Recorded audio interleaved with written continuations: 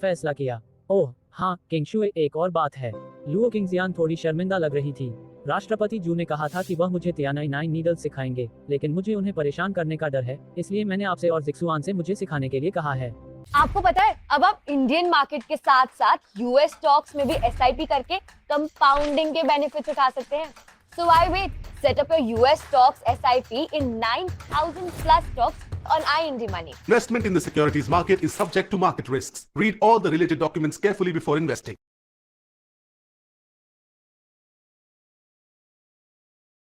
पापा ने पूछा, बेटा कल को इमरजेंसी आ गई तो पैसा कहाँ से लाएगा? मैंने शांत आवाज में बोला, पापा अब टेंशन मत लो, मेरे पास 5 लाख रेडी है। उनकी आंखों में आंसू आ गए। सच ये है, पहले मैं भी वही लड़का था जो 18,000 की जॉब करता था। सैलरी 1 तारीख को आती थी, 10 तारीख तक गायब हो जाती थी। रिचार्ज, पेट्रोल, थोड़ा घर का खर्च, महीने के एंड तक 2,000 भी नहीं बचते थे। एक रात पापा का कॉल आया, आवाज कांप रही थी, बेटा मम्मी की तबीयत बहुत खराब है, हॉस्पिटल ले जाना है, 50,000 चाहिए अर्जेंट। मैंने फोन साइड में रखा और बैंक बैलेंस देखा, सिर्फ 8,000। उस रात जिंदगी ने असली चेहरा का डर है, इसलिए मैंने आपसे और जिक्सुआन से मुझे सिखाने के लिए कहा है।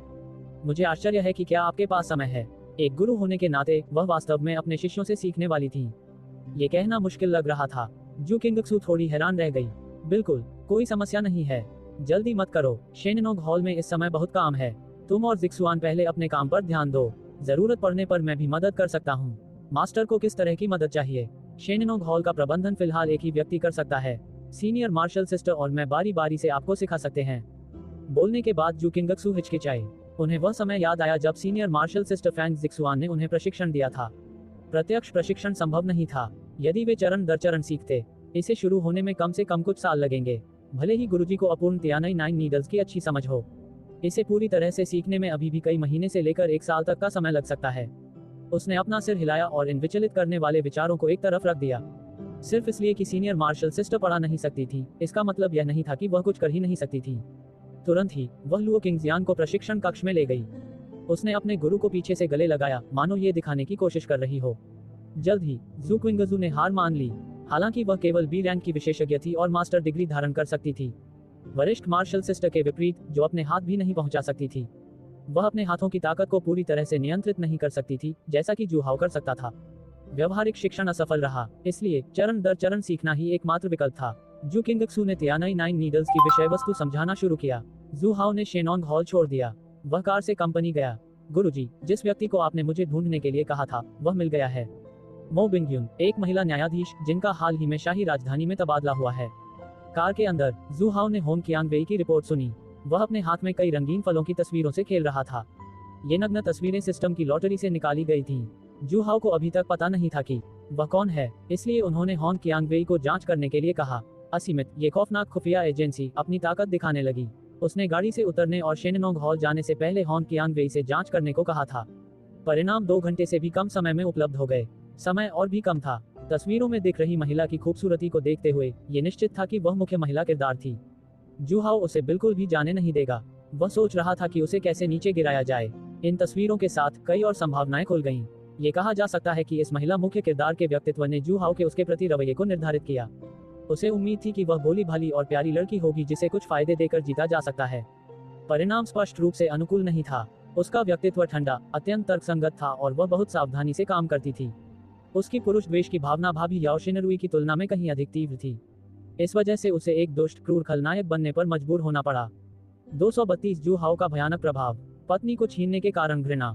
सभी उसके चंगुल में फंस गए। एक ही समय पर थोड़ा झुका हुआ लेकिन चमकीली और जीवंत आंखों वाला एक बूढ़ा व्यक्ति पुल के नीचे बने एक अंडरपास में पहुंचा। वह सू चेन के गुरु थे। सू चेन को एक गंदी सूती रजाई में लिपटा हुआ देखकर, जिसे न जाने किस कूड़ेदान से उठाया गया था और जिसका चेहरा पीला पड़ गया था, बूढ़ा आदमी बहुत चिंतित हो गया। वह एक ही छलांग में आगे बढ़ गया। शाओ चेन, क्या हुआ? बिना कुछ कहे उसने सू चेन का हाथ पकड़कर उसकी नब्ज जांची। अपने गुरु को आते देख सू चेन की आंखों में फिर से आंसू भर आए। उसने सिर हिलाकर कहा, गुरुजी, मैं ठीक हूँ। ये जानते हुए कि जू हाओ और लुओ यान मिलकर उसे मारने वाले हैं और उसका गुरु उसे ढूंढने आ रहा है, वह यही इंतजार कर रहा था। सौभाग्यवश चाकू का घाव ज्यादा गंभीर नहीं था। अपनी चिकित्सीय कुशलता के कारण स्वयं का इलाज करना उनके लिए कोई समस्या नहीं थी। जब उसे भूख लगती थी तो वह खाने के लिए पास की नदी से कुछ मछलियां पकड़ लेता था। लेकिन बहुत स्वादिष्ट खाने की उम्मीद मत रखना, उसका पेट भरना ही काफी था। उसका गुरु आ चुका था और वह अंततः इस दुखद जीवन से बच सकता था। अब भी कह रहे हो कि तुम ठीक हो? बूढ़े आदमी ने तिरछी नजर से उसकी ओर देखा। उन्होंने तुरंत सू चेन की चोटों का पता लगा लिया। उसने अपने कपड़े खोल दिए। आगे और पीछे की तरफ बने 2 छेद चौंकाने वाले थे। शुरू में ये चोटें सू चेन के चिकित्सा कौशल के लिए कुछ भी नहीं थीं। वे लगभग 2 दिनों में ठीक हो सकते थे। बात सिर्फ इतनी सी थी कि उसने अस्पताल से अच्छी दवा नहीं ली थी। उसने खुद कुछ जड़ी बूटियां चुनकर घाव पर लगाई थीं, जिससे केवल संक्रमण और सूजन को ही रोका जा सका। घाव को पूरी तरह ठीक करना मुश्किल था। बूढ़े आदमी ने अपने पास से एक कांच की बोतल निकाली। उसने ढक्कन खोला, उसमें से कुछ औषधीय पाउडर निकाला, उसे सू चेन के शरीर पर लगाया और फिर पट्टी बांध दी। ये सब करने के बाद उसने उसे फटकारा, अच्छी दवा के लिए अस्पताल क्यों नहीं गए? सड़क पर इधर उधर पड़ी जड़ी बूटियां कैसे काम आ सकती हैं? यह एक चमत्कार है कि तुम अभी भी जीवित हो, क्योंकि तुम्हारा चिकित्सा कौशल बस काम चलाओ है। मैं अच्छे इलाज के लिए अस्पताल जाना चाहता था, लेकिन क्या मेरा पीछा नहीं किया जा रहा था? मुझे जू हाउ द्वारा पकड़े जाने का डर था। सू चेन ने अन्याय का अनुभव करते हुए बुदबुदाया। बूढ़े व्यक्ति ने दवा की बोतल को रखने की अपनी क्रिया रोक दी। उसकी आंखें तेज हो गईं और उनमें से एक भयावह चमक निकलने लगी। जू हाउ, है ना? मेरे शिष्य को धमकाने की हिम्मत करने वाले ने अपनी मृत्यु का मार्ग स्वयं चुना है। जब तुम्हारे घाव ठीक हो जाएंगे तो मैं तुम्हें न्याय दिलाने के लिए ले जाऊंगा। बूढ़े आदमी, चलो अब चलते हैं। जू हाउ का नाम सुनते ही सू चेन ने घृणा से अपने दांत पीस लिए। वह चाहता था कि वह उसका मांस खा सके, उसका खून पी सके और उसे 10,000 टुकड़ों में फाड़ सके। अब जबकि उसका समर्थक आ चुका था, बदला लेने का समय आ गया था। एक सज्जन व्यक्ति द्वारा 10 साल में लिया गया बदला लेने का समय अभी भी नहीं बीतता, लेकिन उसका बदला लेने में एक पल की भी देरी हो गई। सू चेन की आंखों में नफरत भरी हुई थी। जहां तक जू हाउ के बहुत शक्तिशाली होने की बात है, और यहां तक कि खुद जू हाउ, जो हुआजिन शिखर का विशेषज्ञ है, भी उसका मुकाबला नहीं कर सकता, और यह कि उसके गुरु को लाना भी शायद पर्याप्त न हो, सू चेन ने इस मुद्दे पर बिल्कुल भी विचार नहीं किया था। जू हाउ शक्तिशाली था, लेकिन केवल हुआ शक्ति स्तर पर। उनके गुरु दान शक्ति के मामले में एक भयावह व्यक्तित्व थे, जो हुआ शक्ति से भी ऊपर थे। जू हाउ अपने गुरु का प्रतिद्वंद्वी नहीं बन सकता था। सू चेन को ये कहते हुए सुनकर कि वह भी जाना चाहता है, बूढ़े व्यक्ति ने भौहें चढ़ा ली। वे उपद्रव मचाने वाले थे। सू चेन ने कहा कि जू हाउ की ताकत बहुत अधिक थी। वह लड़ने से नहीं डरता था। डेन स्ट्रेंथ सबको धूल चटा सकता था। उसे बस सू चेन पर अचानक हमले का डर था। एक बार जब उनकी चोटें ठीक हो जाएंगी तो उन्हें चिंता करने की जरूरत नहीं होगी। हालांकि सू चेन के चेहरे पर तीव्र आक्रोश का भाव देखकर बूढ़े व्यक्ति ने अंततः मना नहीं किया। उसकी निगाहें दृढ़ हो गईं। यदि जू हाउ की शक्ति वास्तव में केवल हुआ स्तर की ही थी, तो चिंता की कोई बात नहीं थी। हुआ की ताकत और दान की ताकत में जमीन आसमान का अंतर था। दोनों की क्षमताओं में बहुत बड़ा अंतर था। एक चाल में ग्रैंड मास्टर भी उनके सामने टिक नहीं पाए। उनके शिष्य के खतरे में पड़ने को लेकर चिंता करने की बिल्कुल भी जरूरत नहीं थी।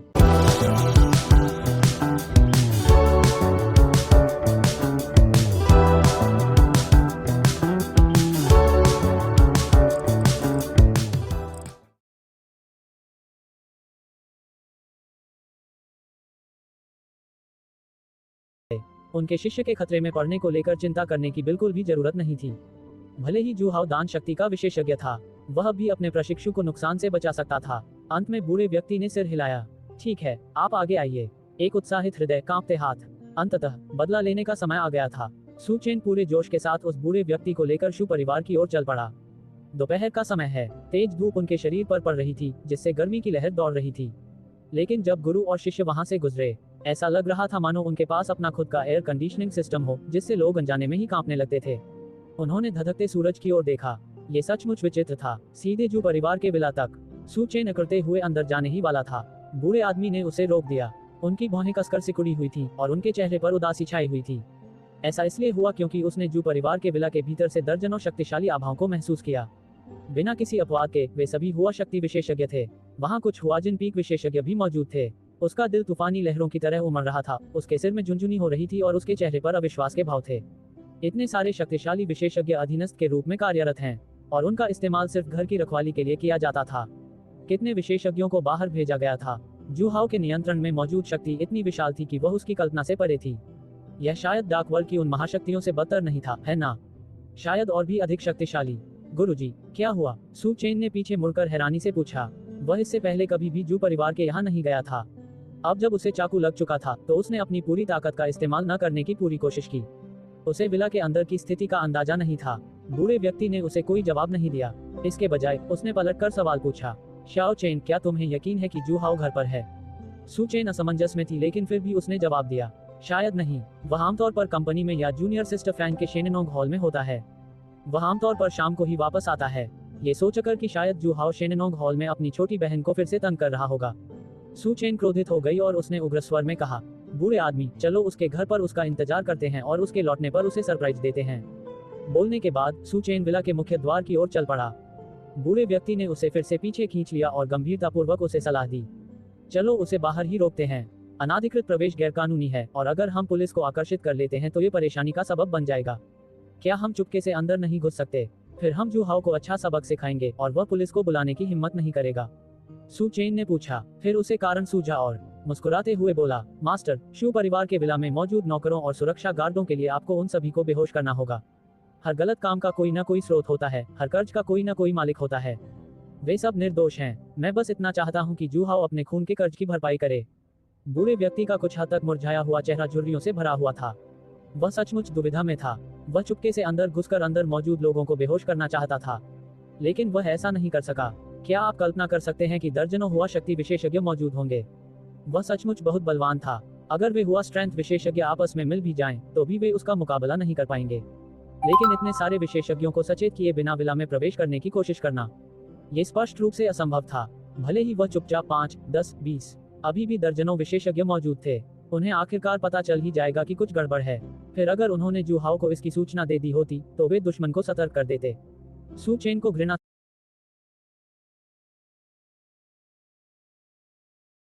से दांत पीसते और जानलेवा इरादे से भरा देखकर बूढ़े आदमी के पास कारण बताने के अलावा कोई विकल्प नहीं था। सू चेन हक्का बक्का रह गया। क्या बकवास है? क्या विला में दर्जनों हुआ स्ट्रेंथ एक्सपर्ट मौजूद थे? जू हाओ ने ऐसे कितने बुरे काम किए थे कि वह प्रतिशोध से इतना डरता था? क्या उसे इतना सावधान रहने की जरूरत थी?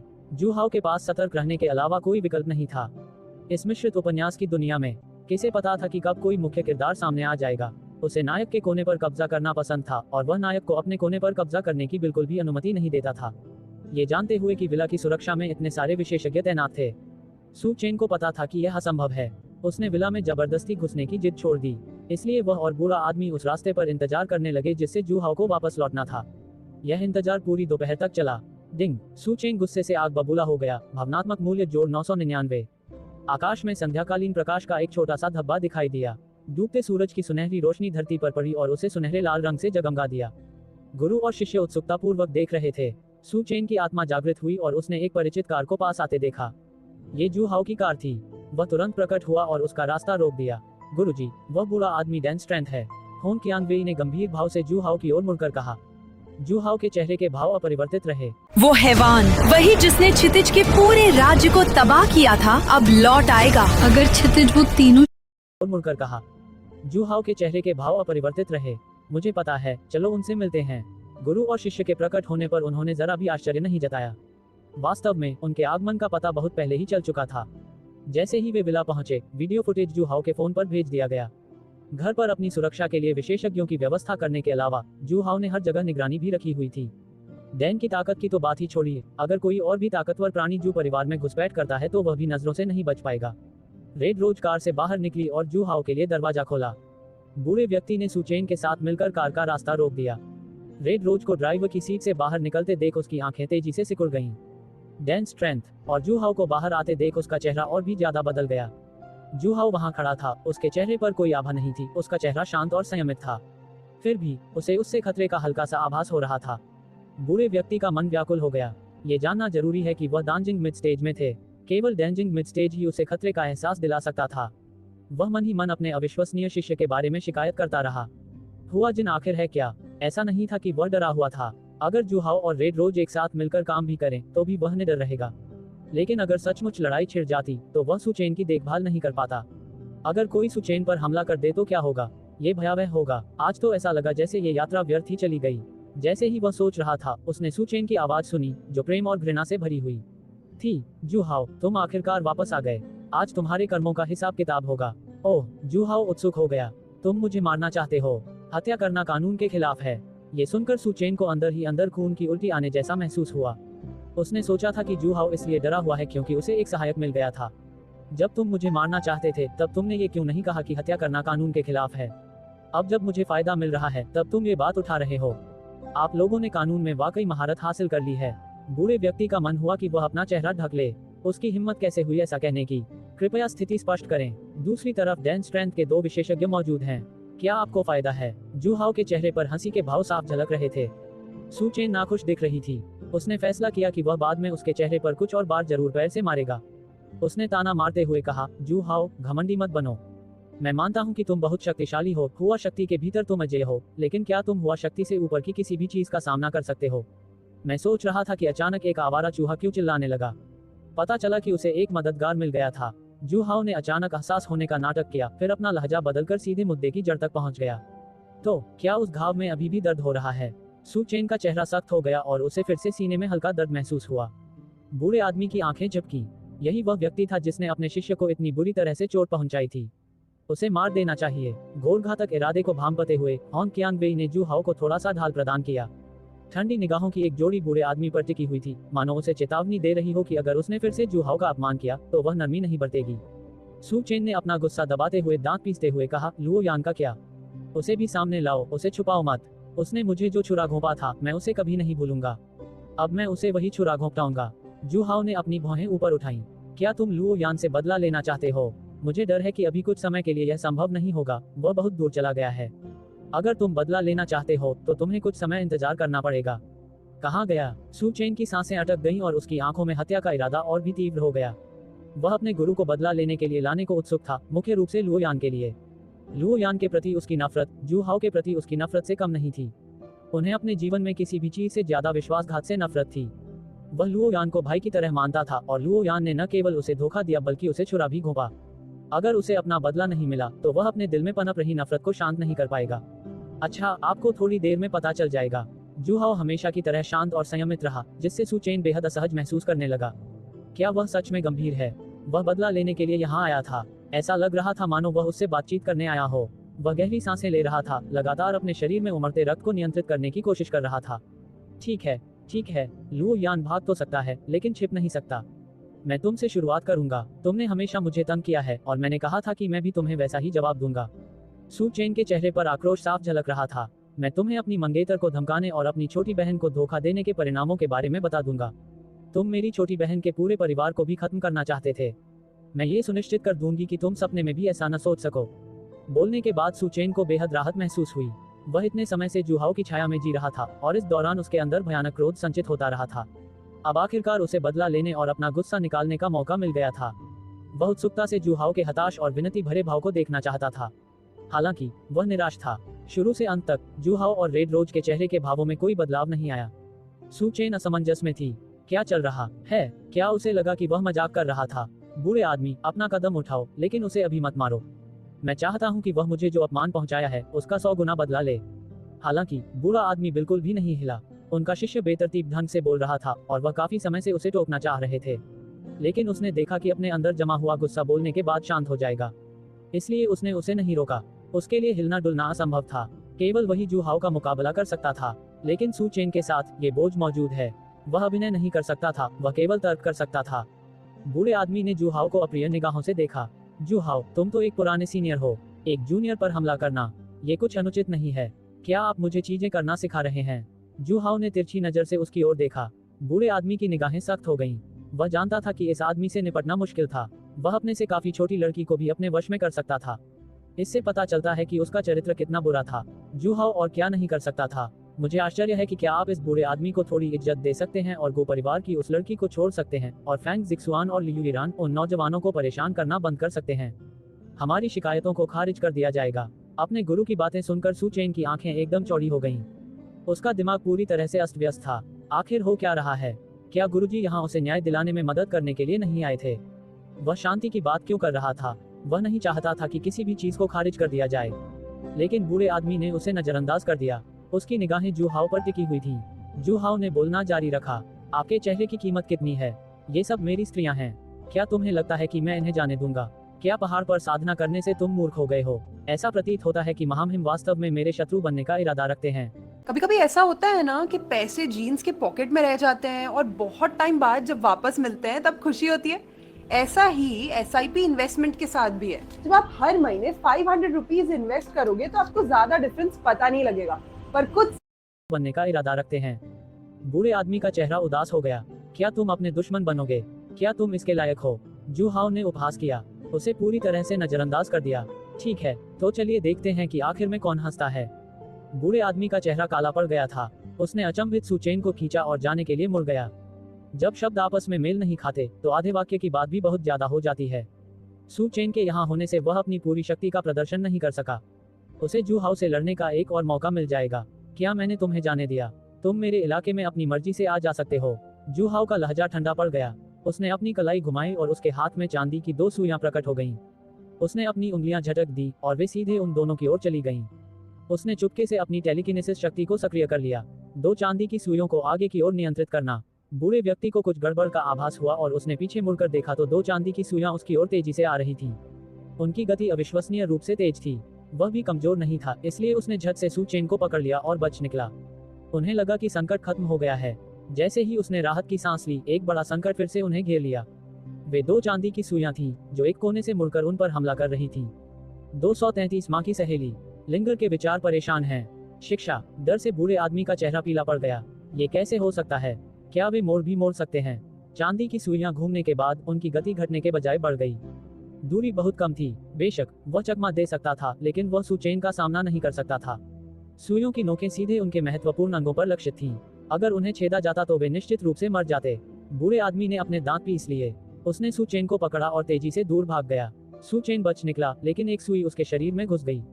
सौभाग्य से उन्होंने महत्वपूर्ण बिंदुओं से परहेज किया। एक व्यक्ति को उठाकर जान बचाकर भागते हुए व्यक्ति को देखकर होन कियांगवेई की आंखों में हत्या का भाव झलक रहा था और उसने जू हाउ से कहा, गुरुजी, क्या मुझे उनके पीछे जाकर उनसे निपटना चाहिए? अभी के लिए नहीं। जू हाउ मुस्कुराया। मेरी सुई लगने के बाद वह कुछ देर के लिए चुप रहेगा। होन कियांगवेई थोड़ा असमंजस में था। उस सुई ने बूढ़े आदमी को भेद दिया, लेकिन इसने एक महत्वपूर्ण मुद्दे को नहीं छुआ। सू चेन के चिकित्सा कौशल से वह कुछ ही समय में ठीक हो जाएगा। जू हाउ को उसे समझाने की जरूरत नहीं थी। उसकी सुई साधारण नहीं थी। ये चांदी की सुइयां विशेष रूप से उनके द्वारा तैयार की गई थीं। उन नोकों पर एक शक्तिशाली विष लगाया गया था, जिससे उसे पीड़ा होगी। जू हाउ को मन ही मन इसका पछतावा हुआ। जब उसने उन्हें जहर दिया था, तब तक उसकी चिकित्सा क्षमता भगवान के स्तर तक नहीं पहुंची थी। वह केवल ग्रैंड मास्टर थे, फिर भी मनुष्यों के दायरे में ही है। सू चेन और उनके मास्टर की चिकित्सा कुशलता के साथ कुछ समय बाद ये ठीक हो सकता है, यदि वह अपनी वर्तमान असाधारण चिकित्सा क्षमता से जहर बना ले। यहाँ तक कि डैन स्ट्रेंथ का विशेषज्ञ भी उसकी एक सुई लेने के बाद नरक के राजा से मिल सकता है। ऐसा लगता है कि उसे और अधिक जहर बनाने की जरूरत है। वह लुओ किंगजियान पर हमला करने ही वाला था। वह नहीं चाहता था कि कोई अचानक आकर उसे परेशान करे। इसी बीच बूढ़ा आदमी अपने बोझ सू चेन को साथ लेकर बेतहाशा भागने लगा। उसकी गति अत्यंत तीव्र थी और वह जू हाउ के टेलीकिनेसिस नियंत्रण क्षेत्र से बच निकला। वह तब तक नहीं रुका जब तक उसने काफी लंबी दूरी तय नहीं कर ली। तब उन्हें एहसास हुआ कि उनका शरीर ठीक नहीं है और वे रुक गए। सू चेन को नीचे उतारकर बूढ़े आदमी ने जल्दी से अपने सामने रखे कपड़े खोल दिए। घाव वाली जगह पहले से ही नीले रंग के बड़े धब्बे के रूप में दिखाई दे रही थी। बूढ़े आदमी का चेहरा गंभीर था। उसने मन ही मन सोचा, ये कितना भयानक जहर है। अपनी दमदार डैन स्ट्रेंथ फिजिक के साथ वह पहले से ही कुछ जहरों को सहन कर सकता था। स्वयं उनके पास अद्भुत चिकित्सा कौशल था। उन्होंने अनेक औषधीय स्नान किए थे और उसने कई औषधीय जड़ी बूटियों का सेवन किया था, जिससे वह कुछ शक्तिशाली जहरों के प्रति प्रतिरोधी हो गया था। लेकिन इस समय जहर बहुत कम समय में फैल गया। इससे पता चलता है कि जहर कितना घातक था। बूढ़े व्यक्ति को इसका एहसास हो गया था। विषाक्त पदार्थ अभी भी अत्यंत तीव्र गति से फैल रहे थे। अगर उसने समय रहते इसे नहीं रोका तो बहुत देर हो जाएगी। यह एक मजाक की बात होगी अगर वह, एक सम्मानित दिव्य चिकित्सक, जहर से मर जाए। बूढ़े व्यक्ति ने विष से प्रभावित क्षेत्र के आसपास तेजी से कई बार सुई चुभाई। उसने अपने साथ रखी चांदी की सुइयां निकाली और उन्हें खुद पर लगाना शुरू कर दिया। दूसरी ओर सू चेन अभी भी सदमे में थी। उसका चेहरा असमंजस और हैरानी से भरा हुआ था। सब कुछ बहुत तेजी से हुआ। उसके दिमाग ने तो इस बात को समझा ही नहीं था। आखिर क्या चल रहा था? जब उसका गुरु आया तो उसने सोचा कि उसे जू हाउ से बदला लेने के लिए एक शक्तिशाली समर्थक मिल गया है। लेकिन वे जू परिवार में प्रवेश भी नहीं कर सके। दर्जनों ग्रैंड मास्टर्स ने अंदरूनी हिस्से की सुरक्षा की। उन्हें सतर्क होने से बचाने के लिए वे घर में प्रवेश नहीं किए। उन्होंने उन्हें आधे रास्ते में ही रोक लिया, ये सोचकर कि उसका बड़ा बदला जल्द ही पूरा हो जाएगा। उसके शब्द भावुक और बेहद संतोषजनक थे। जब उसने बूढ़े आदमी को चलने को कहा तो वह हक्का बक्का रह गया। वह गुरु जिसने उसके लिए न्याय दिलाने की कसम खाई थी। दरअसल उन्होंने जू हाउ के साथ शांति के बारे में बात की थी। तो क्या उनके पहले के सारे शब्द निरर्थक थे? विदूषक स्वयं ही था। वह बूढ़े आदमी के स्वभाव को जानता था। हालांकि वह कभी कभी अविश्वसनीय था, लेकिन महत्वपूर्ण क्षणों में वह काफी भरोसेमंद था। लेकिन इस क्षण वह लड़खड़ा गया। ये बूढ़े आदमी की समस्या नहीं थी, ये जू हाउ की समस्या थी। इसका एकमात्र स्पष्टीकरण यही था कि जू हाउ की ताकत ने बूढ़े व्यक्ति को सतर्क कर दिया था। लेकिन ये कैसे संभव हुआ? क्या जू हाउ के पास केवल हुआ जिनकी ही शक्ति थी? भले ही उसकी युद्ध क्षमता फीफान स्तर की थी, फिर भी वह केवल हुआ स्तर की शक्ति पर ही था। क्या वह स्तरों को पार करके डेंजिंग के मध्य चरण के विशेषज्ञ को मार सकता है? इसके बाद जू हाओ के कदम ने इस बात को साबित कर दिया। ओए छोटी, तूने इन्वेस्टिंग स्टार्ट करी? इन्वेस्टिंग? मेरे पास तो इतना लाखों रुपए थोड़ी हैं। लाखों रुपए bro, all you need is just 100 rupees to start investing. What? हाँ, आईएनडी मनी पे you can buy stock starting from just 100 rupees and also you can automate your payments through UPI. चल झूठा। अरे सच्ची इजी तो है। तो ऐसा कर, फ्रूट्स तू खा, मैं चली इन्वेस्टिंग करने। ये तो गई, अब आप किसका वेट कर रहे हो? Download the IND money app now. Investment in the securities market is subject to market risks. Read all the related documents carefully before investing.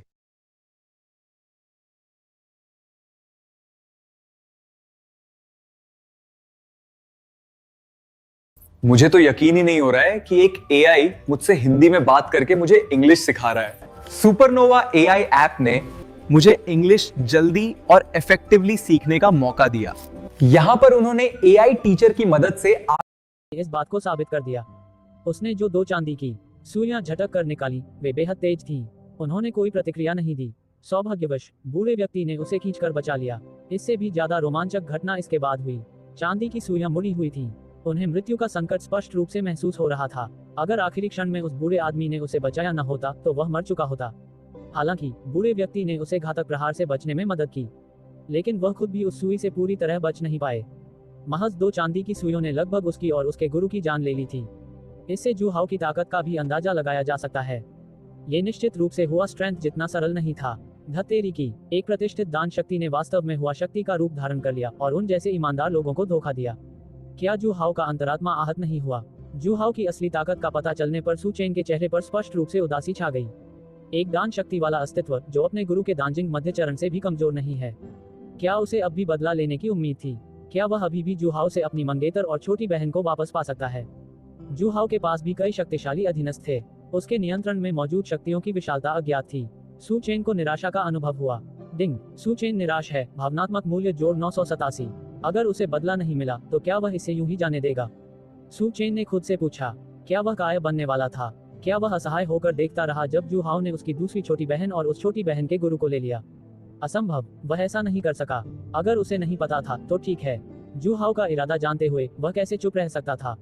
अपनी छोटी बहन के पूरे परिवार, गुरु और शिष्य सहित को जू हाओ की चापलूसी करते हुए देखकर उसे बहुत दुख हुआ। इससे सू चेन इतना क्रोधित हो गया कि उसे लगा जैसे उसकी कोशिकाएं फट रही हों। नहीं, वह अभी हारा नहीं था। जू हाओ दान शक्ति का है, वह बहुत मजबूत है। रुका हुआ, उनकी टीम भी कमजोर नहीं थी। उनके गुरु दांजिंग मध्य चरण में थे। जब तक वह दोबारा सफलता हासिल नहीं कर लेता तब तक दान शक्ति के 2 साधक होंगे। उस समय गुरु और शिष्य एक साथ आक्रमण करते थे। वे निश्चित रूप से जू हाओ के टुकड़े टुकड़े कर देंगे। छी, सू चेन भविष्य की कल्पना कर रहा था कि तभी एक आवाज से वह चौंक कर जाग गया। उसने गौर से देखा। उसकी आंखें तुरंत लाल हो गईं। उसने देखा कि बूढ़े आदमी ने अचानक मुंह भरकर काला खून थूक दिया। उसका मन उदास था और उसका शरीर खतरनाक तरीके से डगमगा रहा था। सू चेन उसे सहारा देने के लिए आगे बढ़ी और घबराकर पूछा, बूढ़े आदमी, तुम्हें क्या हुआ है? बूढ़े आदमी की छाती पर नीले रंग का एक धब्बा देखकर उसके चेहरे के भाव एकदम बदल गए। क्या आपको जहर दिया गया है? ये कैसे हो सकता है? उसे अचानक जहर कैसे दिया जा सकता है? सू चेन को इस बात पर विश्वास करना मुश्किल लगा। उसने तुरंत एक संभावना के बारे में सोचा। सू चेन ने झट से बूढ़े आदमी के कपड़े खोल दिए। उसने अपनी पीठ की ओर देखा। वास्तव में वह भी एक सियान रंग का धब्बा था जो धीरे धीरे काला होता जा रहा था।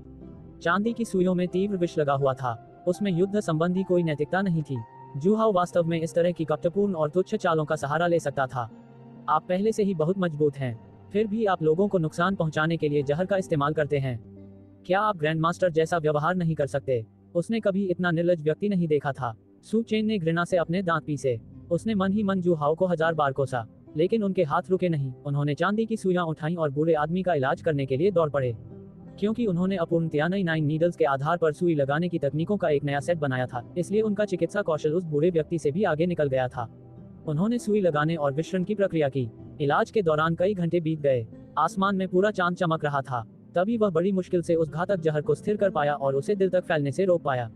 लेकिन इसे पूरी तरह से सुलझाना इतना आसान नहीं था। उन्होंने एक बार फिर जू हाओ की निंदा की। डिंग, सू चेन धार्मिक आक्रोश से भर गया है। भावनात्मक मूल्य जोड़ 999।